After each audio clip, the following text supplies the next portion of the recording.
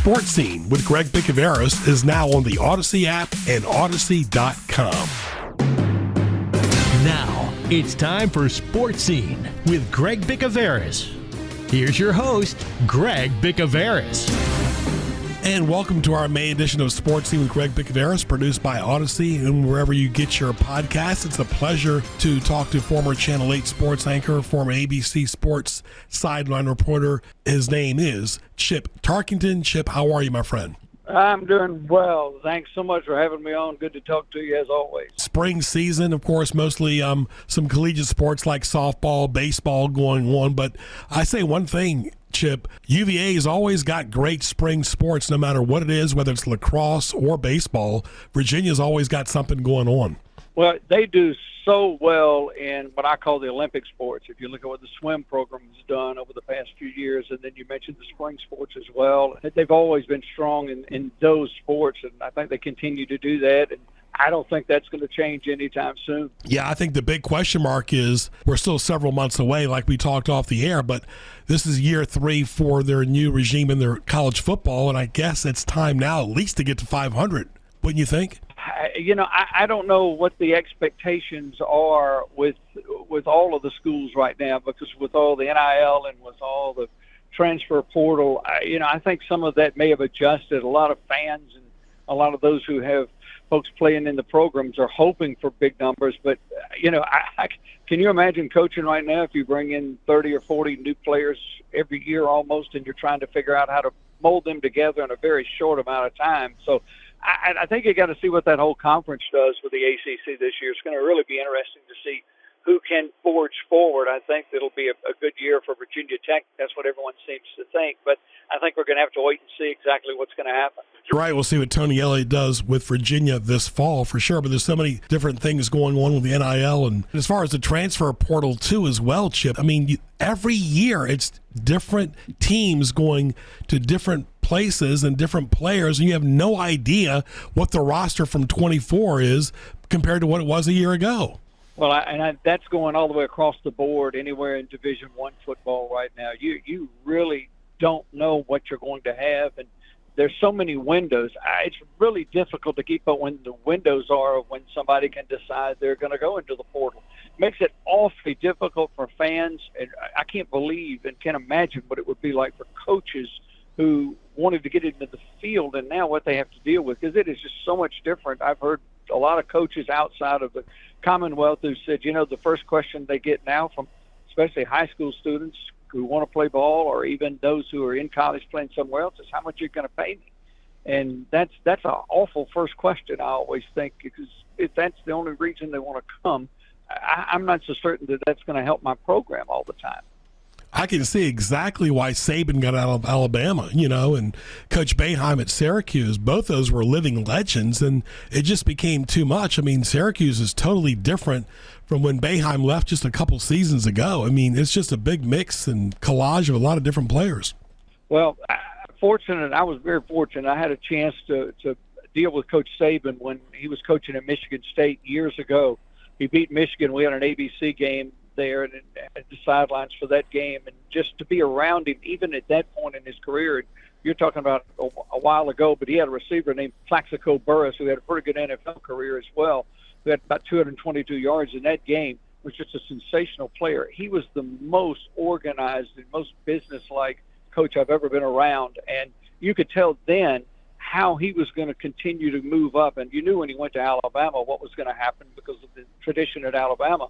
But for him, like you said, to pack up and go, I've had enough, it does say something to some other folks who are getting up in age with the college football coaching ranks, and you wonder, okay, what is going to happen down the road? And it just continues to change almost daily, and that's what is tough for fans to follow right now, because you really don't know.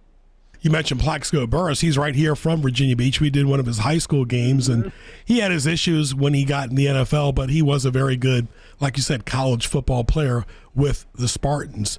What are your takes right now with this golf, too? I mean, what happened? The drama last week with Scheffler, unbelievable, and that guy kept his composure after being in jail. The thing that really lets you know how athletic these guys are is the time he's talking about he's in the jail cell and he's already loosening up, doing his warm-ups, and he makes it to the golf course 54 minutes before he's teeing off. And, for those hackers like a lot of us are, 54 minutes sounds like a lifetime, but you see what these gentlemen go through, and these ladies, the LPGA is the same way. They really prepare before they have a round of golf.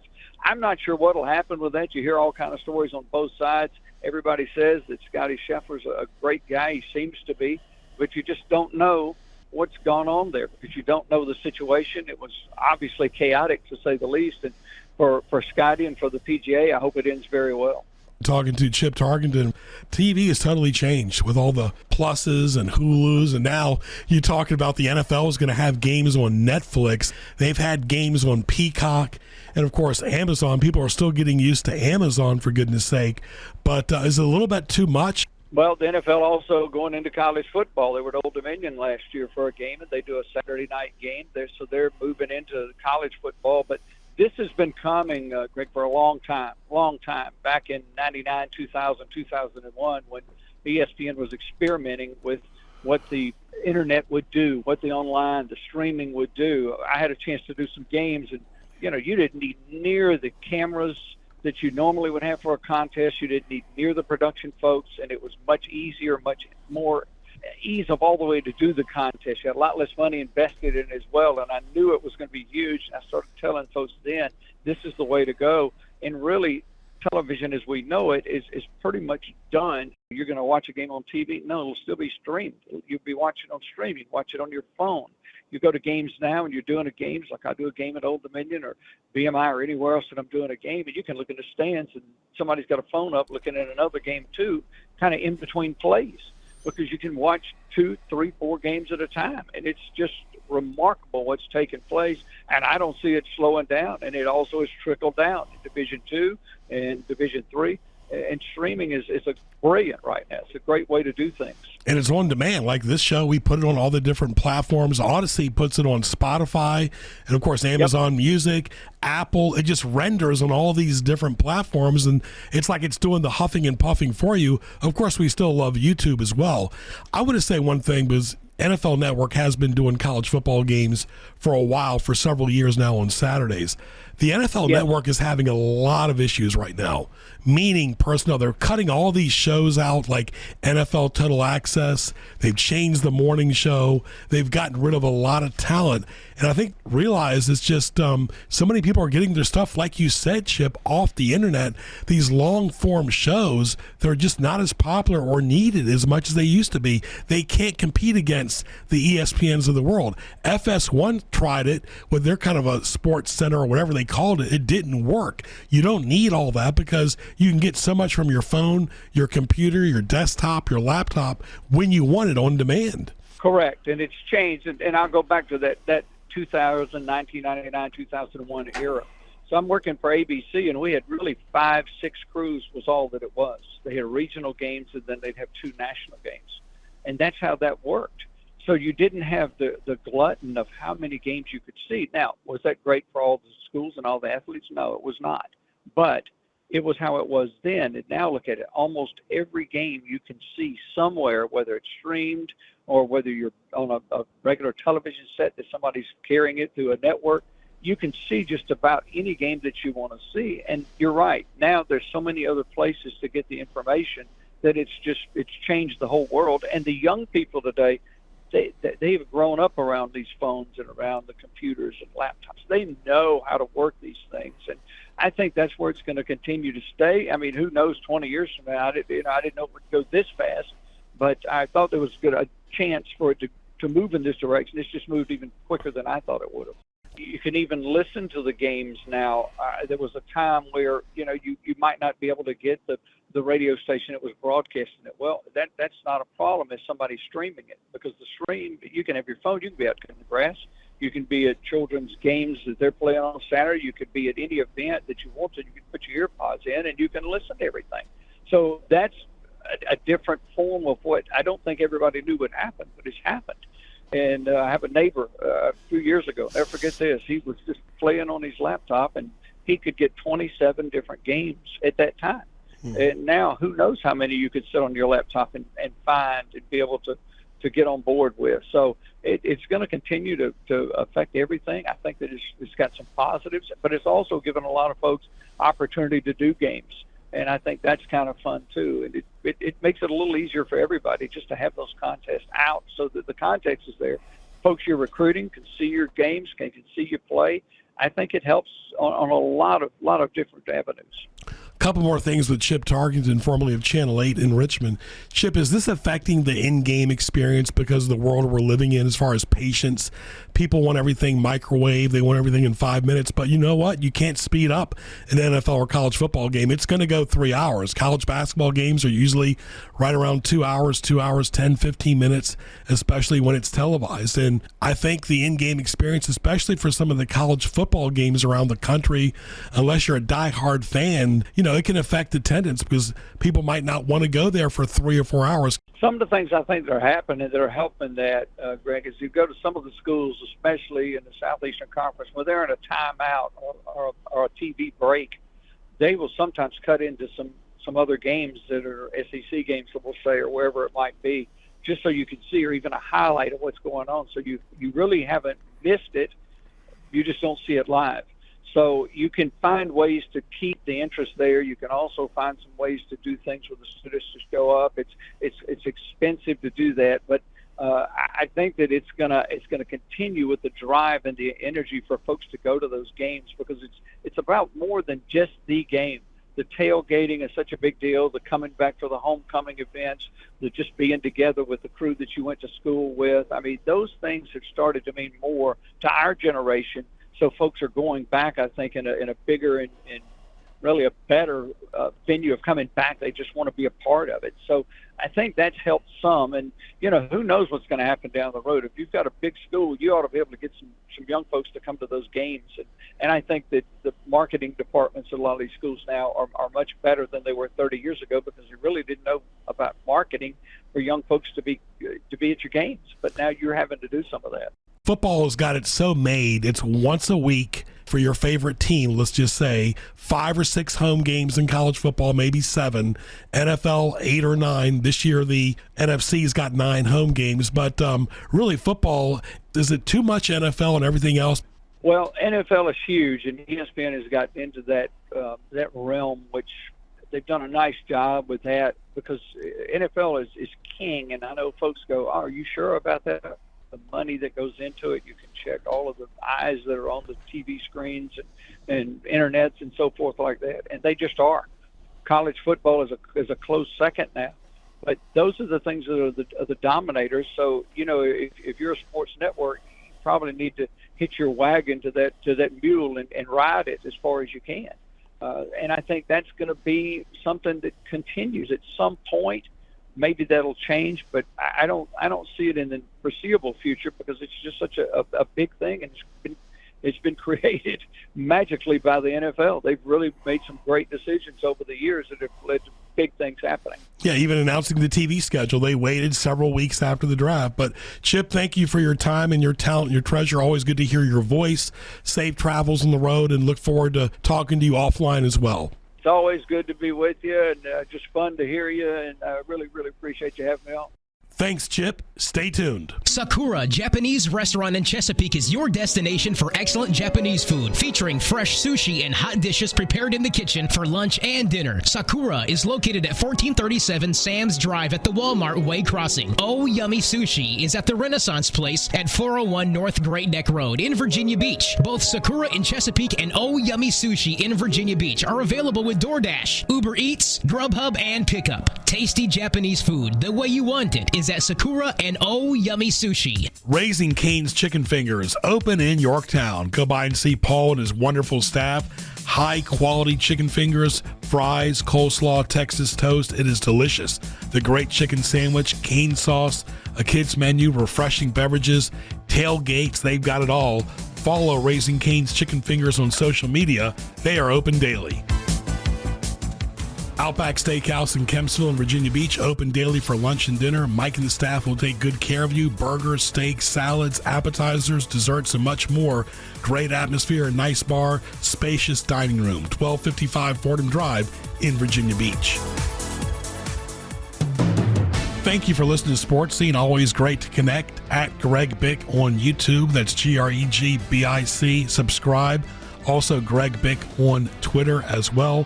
For more, go to gjbtv.com, hrsmhof.com, and hamptonroadsonlinemall.com. Also, connect with me on LinkedIn, Greg Bicouvaris, and also Facebook, Greg Bicouvaris as well.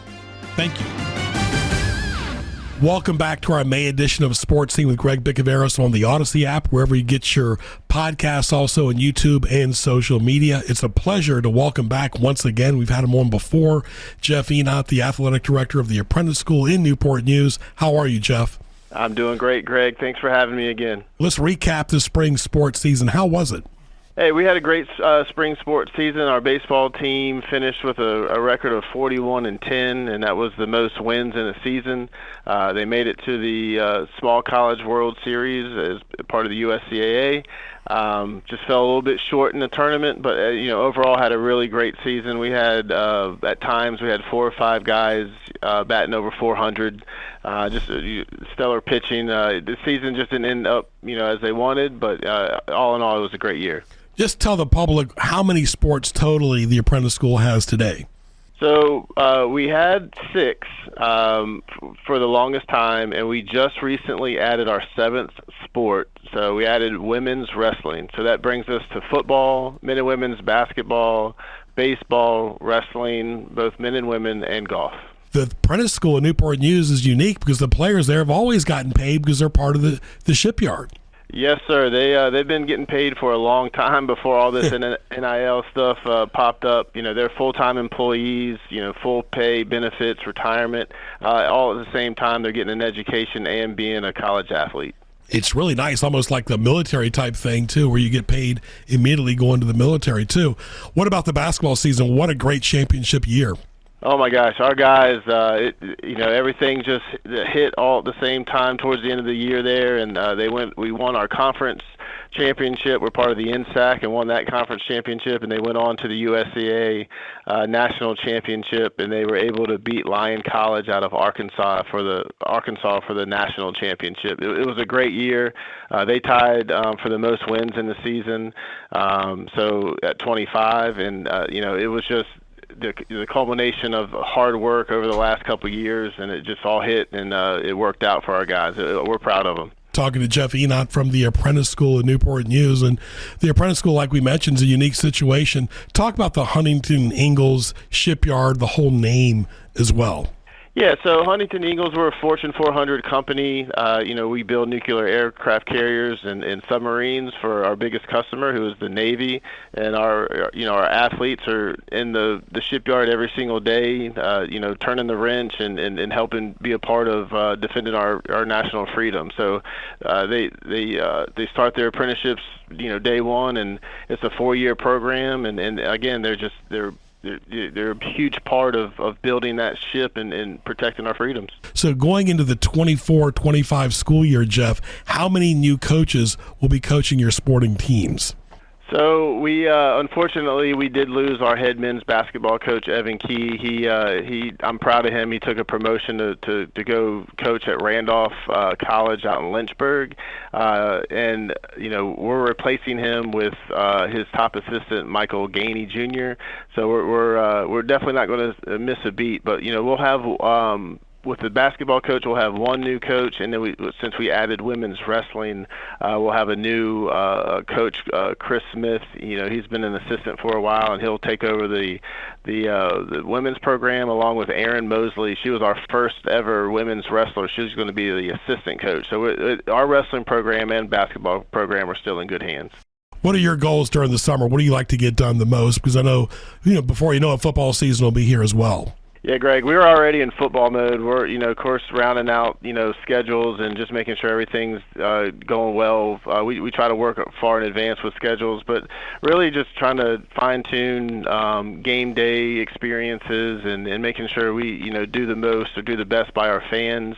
We're just trying to work on facilities and really just making plans for next year. I mean, we don't really have much time off because, again, our football preseason, that's going to start in August, and we're going to have a media day. We're going to have a fan appreciation day. So we're already planning for, huge events around our football program, our booster club, the Apprentice Athletic Club. They're going to be a big part of that. So we're going to have a big event come this summer to help fundraise for the athletic program. So we got a lot going on. We're excited already for 24 and 25. Right, that game day experience is fun. It's a lot. You get alumni, you get current students, you get employees of the shipyard there. So really, they all come together. Yes, sir. And the biggest thing for us is, and you've been in the area for so long and you know about us, but there's so many people that still don't know that we exist, let alone there's a school attached to the shipyard, and the fact that we play college sports just blows people's minds. So we're trying to do better at getting the word out on that and get more of the community involved. Talking to Jeff Egnot from the Apprentice School, as far as how many home football games are you looking at for the fall? We're looking at 6. A couple ODAC schools. I know we're playing Washington and Lee. We're playing Army, Prep, Hocking College. They're out of Ohio. So we have a really stout schedule. We're excited to see what our football program can do. So, yeah, we'll have 6 home games. We kick off the season September 7th. Well, let's kick off some of your social media. That's how people can connect with you. And, of course, they can see the football field pretty much right there off 39th Street, correct? Yes, sir. Every time you're going towards the shipyard, you can see it there on the right. And we're all over social media at Go Builders Sports. We're on X, we're on Instagram, Facebook, even our own YouTube. We live stream a lot of our games. We're trying to get us out there as much as possible so people can get a small taste of what the Apprentice School life is about. I've had a chance to broadcast a lot of games over the years with the Apprentice School. It's just amazing now that YouTube helps these causes for so many different sports and teams. It's a really great way to connect. And just like we're doing this show with Jeff today, it can connect with your alumni that are not in Virginia, anywhere abroad and overseas too. Definitely, for sure. And my sports information director, he's done a great job building those platforms. We have a play-by-play guy that, we do for all our games. And it just, so at times we have more people watching online than we do at home events. So it's definitely been a blessing. Working around some of the hurdles that we have with the shipyard, it's just been great to be able to get those platforms up and going, because it's taken some time to really get it, where we need it to be, to catch up with all the traditional schools and just be able to do some more of the traditional things on social media. I guess a day doesn't go by, Jeff, that college athletics is not changing or evolving or superseding or different from even when you took the job a year ago. For sure. I mean, it's changing all the time. We're trying to keep up with, it's hard for us. We're definitely not a traditional college.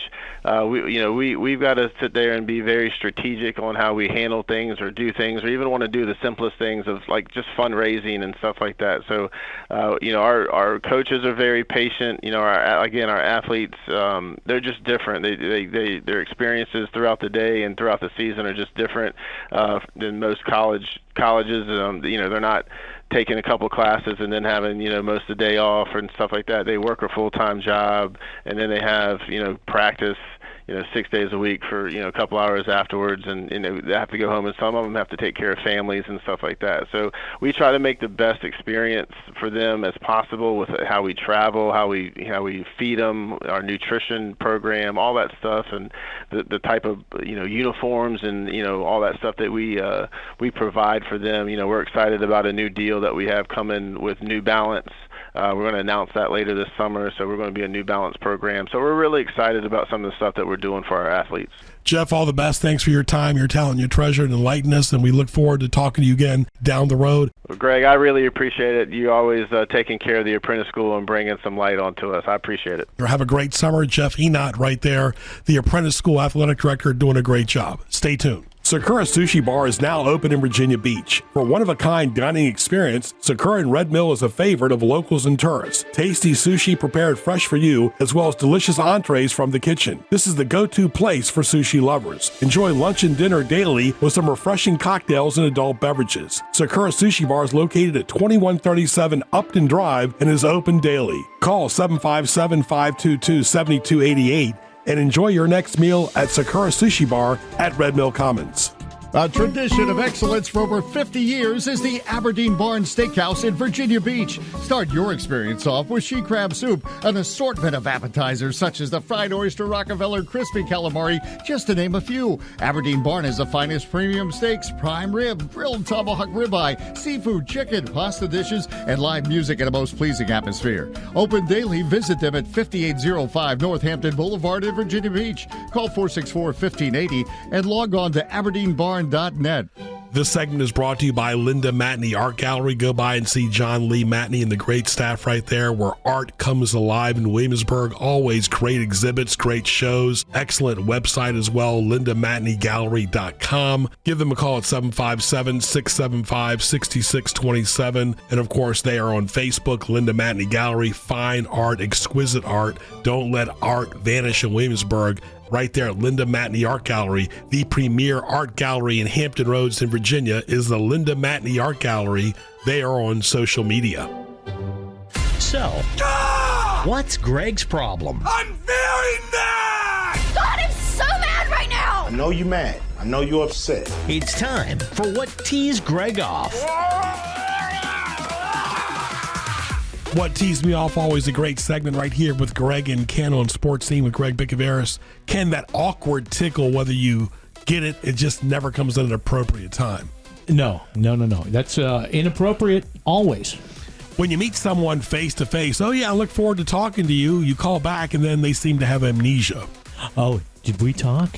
When someone sneaks up behind you, regardless, or walks by you, you don't see them because of peripheral vision or whatever, that can be really scary sometimes. Yeah, I want you to approach carefully. I want you to know exactly where you are at all times. Neighbors' fences that are broken and they don't do nothing about it, especially, Ken, when it's made out of wood with all this rain and weather.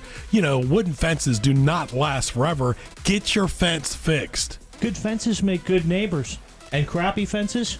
Well, we know what those lead to. And the last thing, too, is when you're behind a big 18-wheeler that's carrying nothing but logs and never seems that sturdy or solid. It's very, very disconcerting. What about you, Kenny? I'm teed off, Greg. I'm teed off at drivers who don't slow down for ducks and geese in the road. I guess they get a kick out of scaring or injuring animals. Smarten up. Don't be a jackass. Yeah.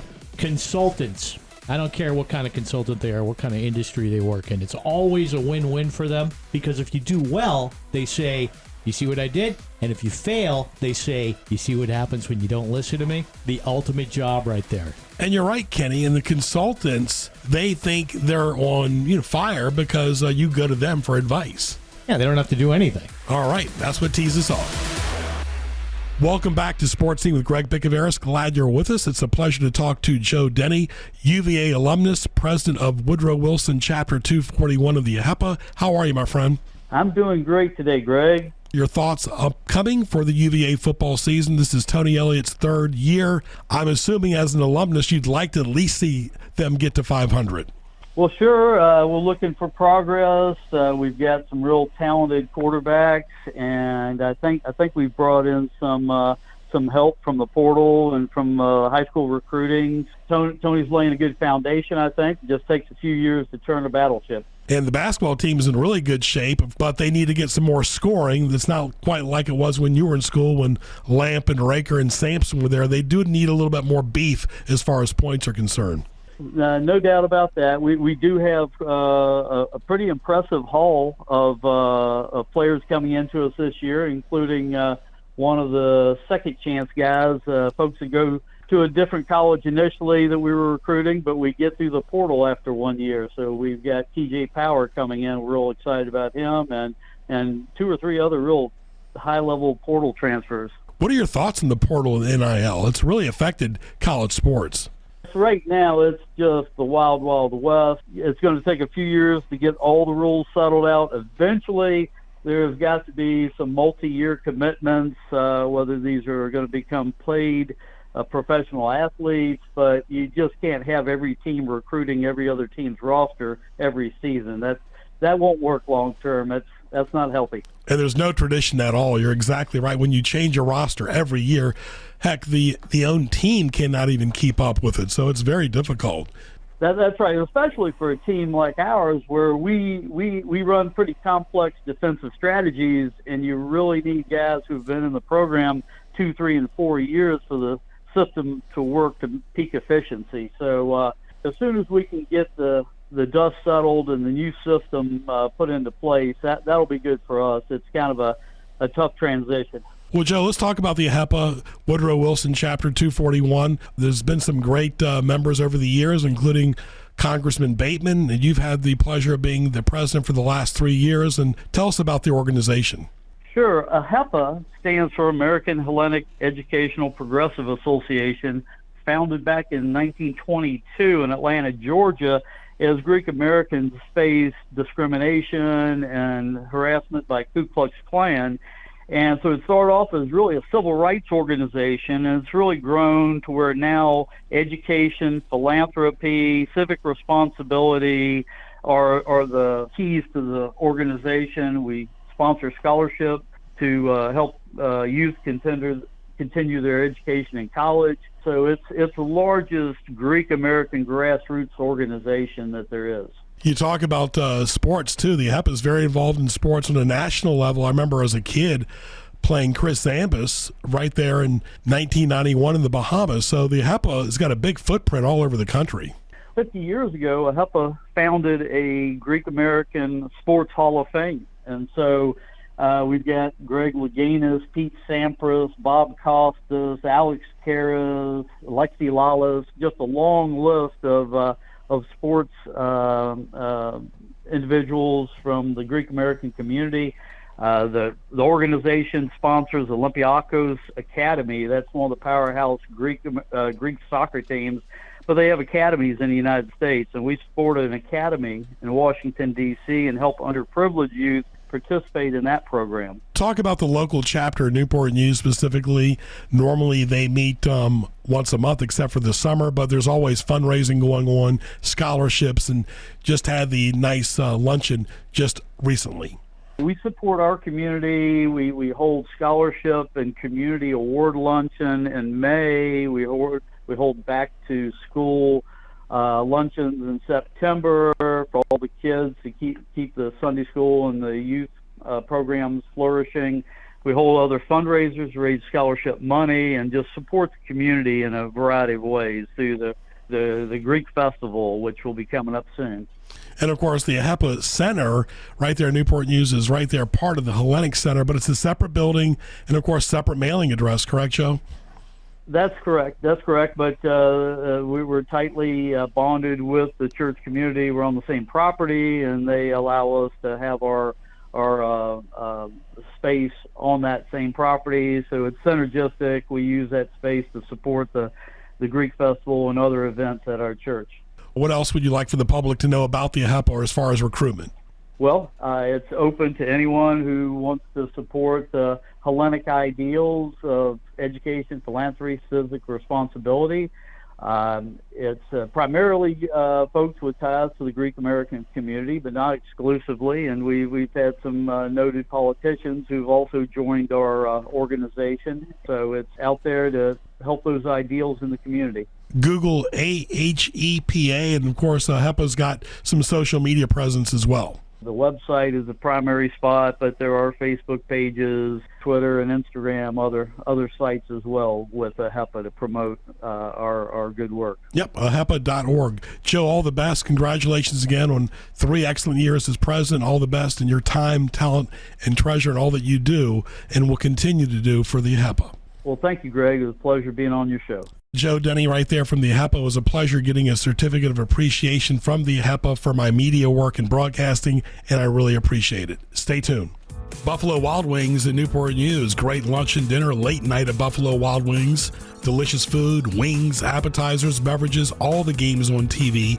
Open 7 days a week, like Buffalo Wild Wings on Facebook. Friendly and hardworking staff. Jefferson Avenue in Newport News by Patrick Henry Mall. Hi, this is Greg Bicouvaris, inviting you to listen to my podcast Sports Scene by going to YouTube and typing Greg Bic. That's Gregbic. Sports Scene is an informative interview show featuring local, regional, and nationally acclaimed guests. We do a fun segment called What Teased Me Off as well. For more, log on to gjbtv.com, subscribe to Greg Bic on YouTube, and follow me on Twitter at Greg Bic. Sports Scene with Greg Bicouvaris is on the Audacy app and Audacy.com. I want to thank our guests today on Sports Scene with Greg Bicouvaris, Chip Tarkenton, Jeff Egnot, and Joe Dennie. For more, log on to gjbtv.com. Sports Scene with Greg Bicouvaris is on the Audacy app and wherever you get your podcast. For Ken Carson, I'm Greg Bicouvaris. Thanks for listening to our May show, and we'll talk to you soon.